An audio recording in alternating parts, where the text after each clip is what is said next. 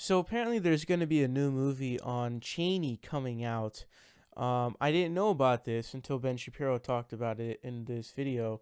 So I'm definitely going to go watch it because he's going to talk about it here. And I'm sure that the more people that go, it's going to trigger him even harder. And I'm totally down for that. Plus, those kinds of movies are usually really tight to watch. And I think the director of this movie was the same director for The Big Short. And The Big Short was Liddy. So I'm definitely going to watch this movie.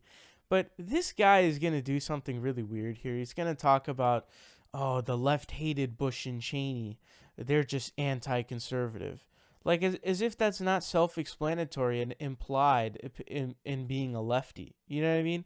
It's going to be really weird. But he's going to totally just go on this really weird rant about Hollywood and George W. Bush, and his nightmare is anyone bringing up the Bush administration because even he can't defend it. But we'll talk about that later. Hollywood is getting ready to launch a brand new film. It was on the cover of The Hollywood Reporter. It's an Oscar bait film. Ooh, who's excited? First of all, when I say Oscar bait, you should immediately run for the nearest doors because it means that it's going to suck. Whenever Hollywood makes a movie that is so-called Oscar bait, it is basically just going to be a left-wing claptrap version of a mediocre story, like The Shape of Water, which was just awful. But there's a new movie that is coming out, according to The Hollywood Reporter, and this new movie is called Vice. Ooh, what's it about? Well, what it is about, glad you asked. What it is about is Vice President Dick Cheney. Did we need another movie about Dick Cheney? Did we need a movie about Vice President Cheney?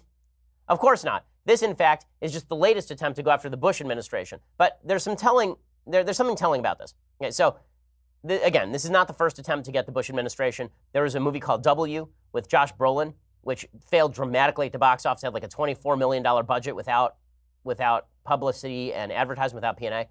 It lost money at the box office. There's another box office bomb called Truth with Robert Redford about Dan Rather's attempt to take down George W. Bush with a fake letter about military service. That was a bomb. There was a movie called You're Welcome, America, which was a Broadway play starring Will Ferrell, where Will Ferrell basically played George W. Bush as stupid Jeb Bush. None of these films actually did any business, but that is not stopping Adam McKay, who's the creator of HBO's Succession, and he also did The Big Short, from taking on W and Vice President Cheney. So what exactly is driving this? Bush left office 10 years ago, last I checked my calendar. Why are we still doing movies about George W. Bush when the only movies anyone has ever made about Barack Obama are about how he kissed his then girlfriend Michelle Obama and it tasted like chocolate, which was an actual movie on Netflix? Why are we still doing Bush? Well, because Adam McKay hates Bush, right? He says that he went to a victory party for John Kerry in 2004, and he says everyone you could imagine was there. Tom Hanks, Nicole Kidman, Will Ferrell. He says, once again, we're like, oh, they're going to lose. There's no way you'd reelect these guys after the disaster we just had. I remember Frank Rich was on the phone, and he's like, it's over. And within 2 minutes, the entire party had cleared out. This movie is going to cost $60 million. It's a $60 million budget for a movie about Vice President Cheney, in which Christian Bale puts on 45 pounds and plays Cheney as a Machiavellian devil who wants to send American troops into harm's way to maybe enrich Halliburton or something. The cast is huge. It includes Sam Rockwell as W, and Steve Carell as Donald Rumsfeld, and Tyler Perry as Colin Powell. According to McKay, Cheney was far more powerful than W because W was stupid. But here's the punchline. Hey, here's what McKay says. He says, I would choose Donald Trump over Bush and Cheney. Donald Trump has no belief system, so I would take the hyenas, the random wild animals running through the White House, over Cheney any day of the week.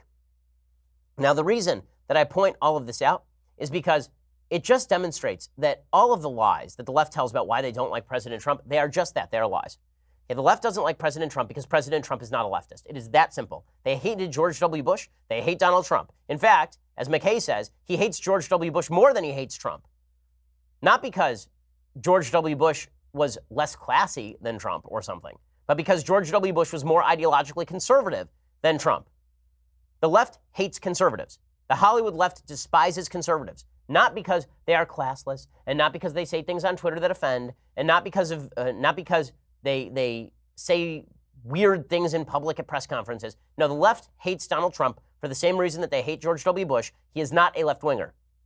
And in fact, many of them hate George W. Bush more than they hated Trump because they think that Bush was more right-wing, which, by the way, in terms of governance is not even true. Trump has governed significantly more conservative than President Bush ever did. But this demonstrates that so much of leftist thought is based on just scorn, sneering, scathing scorn against people who are conservative in policy. It has nothing to do with the personality of the commander in chief. So when you hear people on the left say, Donald Trump has really robbed the Oval Office of its dignity, understand this is not why they dislike President Trump. They dislike President Trump because President Trump does not agree with them on politics. It's the same reason that they hate President Bush. They hated President Bush because Bush did not agree with them on politics. So I actually forgot how old I was, but I've actually seen the W movie. I've seen that movie. It's about W. Bush, and I don't know if this is true or not. This is at least my perception when I watched the movie. It was basically, I don't know, it's just like a total comedy, comedic way of looking at him. He was sort of looked at as this clown. Like there's this scene where Cheney, I think, is trying to give him a bill or something like that, and Bush goes like, is it less than one page or something like that? And because he wants it as less than one page, and he's just chilling there eating his sandwich. Like it was a total just clowning. And there were a lot of funny parts of W, man. I like that movie. That was pretty funny. I was really young when I watched that. I don't remember how young, but something like, dude, I was at least like 10 or younger or something like that. I was probably younger than 10.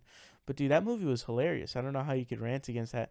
You should be able to laugh at that one no matter what side you're on. Unless I'm missing something because I didn't comprehend it all because I was so young. That's entirely possible, too. But, yeah, we do need another movie on Cheney. We need another movie on Obama. We need another movie on FDR. We need another movie on whoever and anyone. I don't care who it is. The more movies, the better. Those are actually probably my favorite genre of movies that come out, aside from, that probably, and superhero movies are pretty tight. But yeah, we need more movies on Cheney. We need more movies on these people. It's cool to have, and I just don't understand why you'd be in opposition to any of these movies. It just doesn't really make any sense. Yeah, actually, I'll explain to you why that is. So, yeah, we should have more movies on people in the history of politics, period. We need more movies on people like that. And the thing is George W. Bush was a massive, massive, catastrophic disaster by all accounts. Basically, this is a dude who took us into Iraq and, 200K civilians gone in Iraq. That's a conservative estimate, by the way. It's a conservative estimate. There are other estimates that have it at much higher, but, sort of in that ballpark. And with the U.S., I believe it was 6K troops are gone. So by all accounts, just with that, and then in his final year, historic private sector job losses, he had $1.4 trillion deficit. Do you have any idea how high that is? And then Obama has to come in, and he has to clean up this massive mess that is left by this clown show of a president. So he was horrible.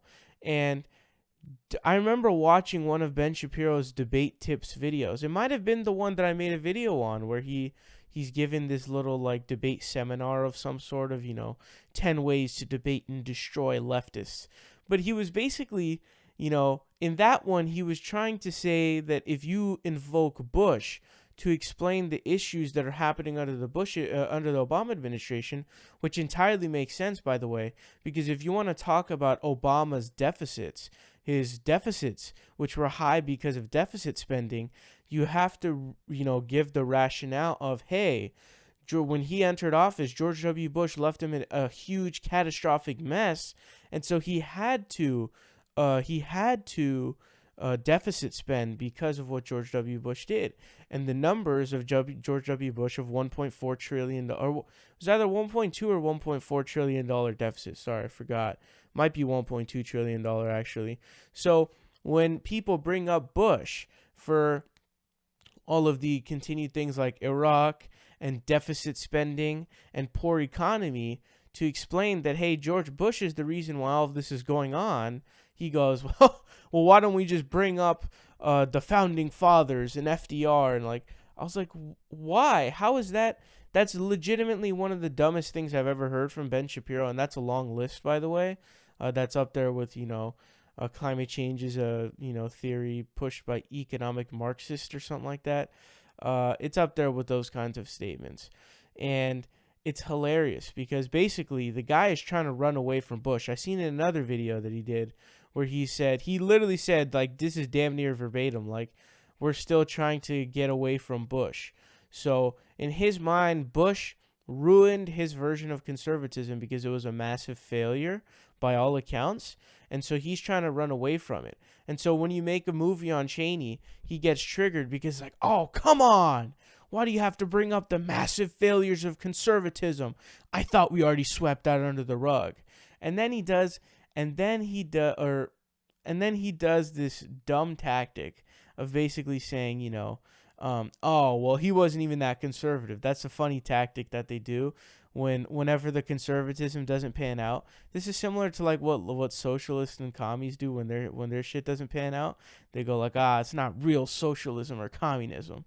That's what these guys are doing now. They're going, when George W. Bush massively failed, he wasn't even really conservative. What? He was insanely conservative. What are you talking about? So that's their like get out of jail free card at that point. And we saw Charlie Kirk call him a liberal, big spending liberal,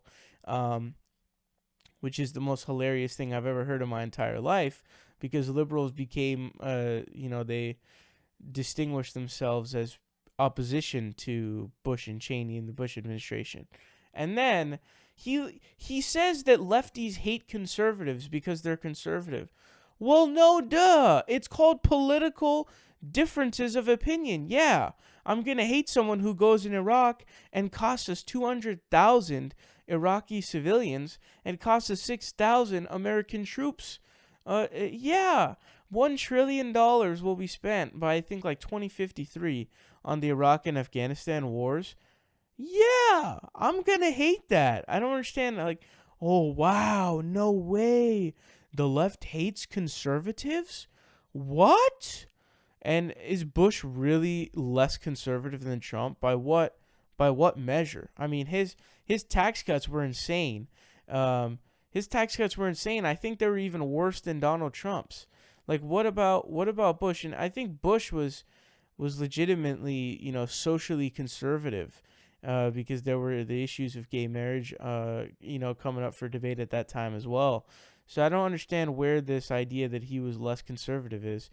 I'll tell you the real reason. Again, it's like the thing that the socialists and commies do, where they say not real socialism or communism. They're not trying to do not real conservatism. They're not real conservatives.